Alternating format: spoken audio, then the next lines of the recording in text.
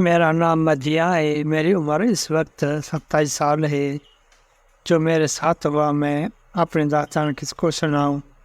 آئے میں آپ کو اپنی داستان سناتی ہوں کہ کیسے اپنے ہاتھوں میں نے اپنی زندگی برباد کر لی۔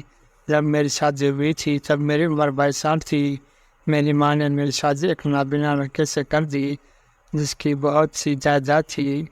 میری ماں یہ سوچتی تھی کہ ساری جائیداد میری بیٹی کو ہی ہو جائے گی، لیکن میں اپنے شوہر سے بالکل بھی خوش نہیں تھی۔ جو حق بیوی کو چاہیے ہوتا ہے وہ مجھے اس سے نہیں مل رہا تھا۔ میری شادی کو 5 سال ہو گئے لیکن میں اپنے شوہر کے ساتھ خوش نہیں تھی۔ اگر رشتے داروں میں کہیں فنکشن ہوتا تو میں اکیلی جاتی، شوہر کو ساتھ لے کر نہیں جاتی۔ اگر میں اس کو کہیں لے جاؤں تو سب رشتے دار مجھے باتیں کرتے تھے۔ پھر میری زندگی میں ایک ایسا موڑ آیا جس نے مجھے ہلا کر رکھ دیا۔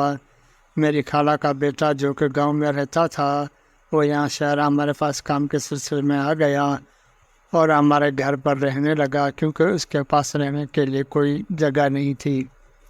ایک دن وہ اپنے کام سے آیا اور مجھے کھانے کا کہہ کر اپنے کمرے میں سیدھا چلا گیا۔ میں نے محسوس کیا کہ وہ بہت پریشان لگ رہا تھا۔ میں کھانا لے کر اس کے کمرے میں چلی گئی۔ اس نے کھانا کھایا اور مجھے کہنے لگا کہ مجھے تم سے کچھ بات کرنی ہے۔ میں نے کہا کہ اسد بولو کیا بات کرنی ہے مجھے کہنے لگا کہ میں بہت پریشان ہوں۔ وہ مجھے گندی نگاہوں سے دیکھ رہا تھا اور ایسا لگ رہا تھا جیسے وہ میرے پورے جسم کا جائزہ لے رہا ہو۔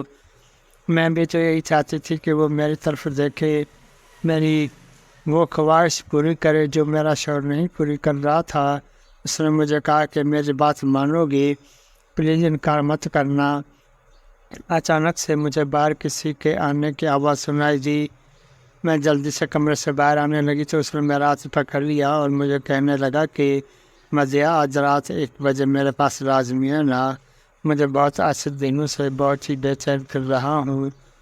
میں اس کی بات کو سمجھ گئی تھی کیونکہ میں تو شادی شدہ تھی، اس کی بات اچھے سے سمجھتی تھی۔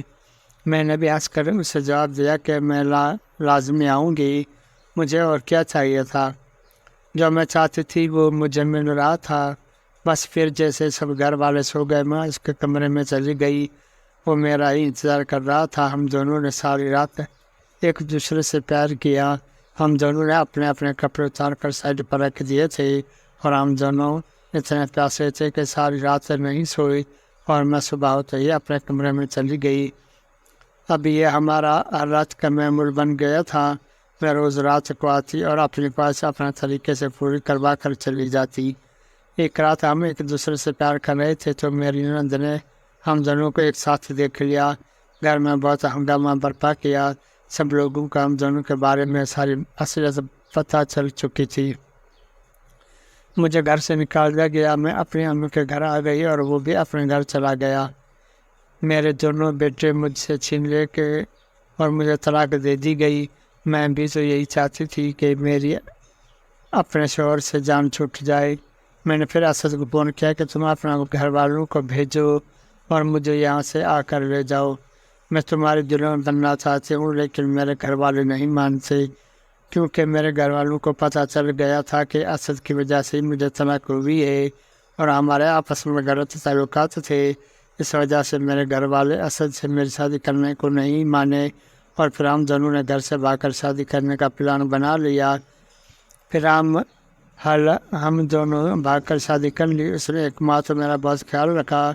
جب اس کا دل مجھ سے بھر گیا تو مجھ سے دور رہنے لگا۔ آج میری شادی کو 3 سال ہو چکے ہیں۔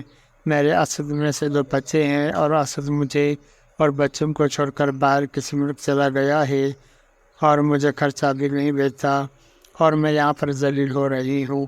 نہ میرے گھر والے مجھ سے ملتے ہیں اور نہ ہی کوئی رشتہ دار۔ ہر روز پر روتی ہوں، ہر روز پر مرتی ہوں کہ یہ میں نے اپنی زندگی کے ساتھ کیا کر لیا۔